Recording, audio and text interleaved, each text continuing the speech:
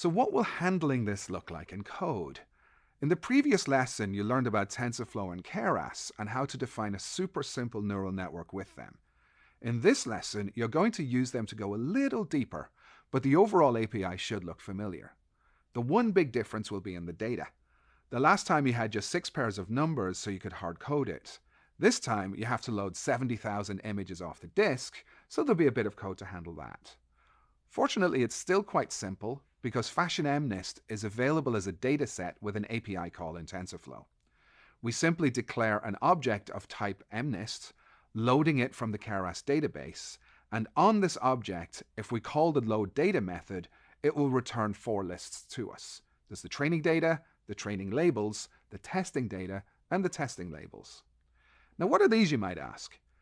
Well, when building a neural network like this, it's a nice strategy to use some of your data to train the neural network and similar data that the model hasn't yet seen to test how good it is at recognizing the images. So in the FashionMNIST dataset, 60,000 of the 70,000 images are used to train the network, and then 10,000 images, one that it hasn't previously seen, can be used to test just how good or how bad it is performing. So this code will give you those sets.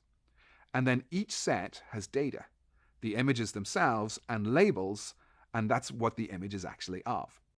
So, for example, the training data will contain images like this one and a label that describes the image like this. While this image is an ankle boot, the label describing it is the number 9. Now, why do you think that might be? There's 2 main reasons. First, of course, is that computers do better with numbers than they do with text.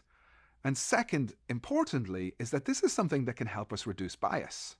If we labeled it as an ankle boot, we would be, of course, biasing towards English speakers. But with it being a numeric label, we can then refer to it in our appropriate language, be it English, Chinese, Japanese, or here, even Irish Gaelic.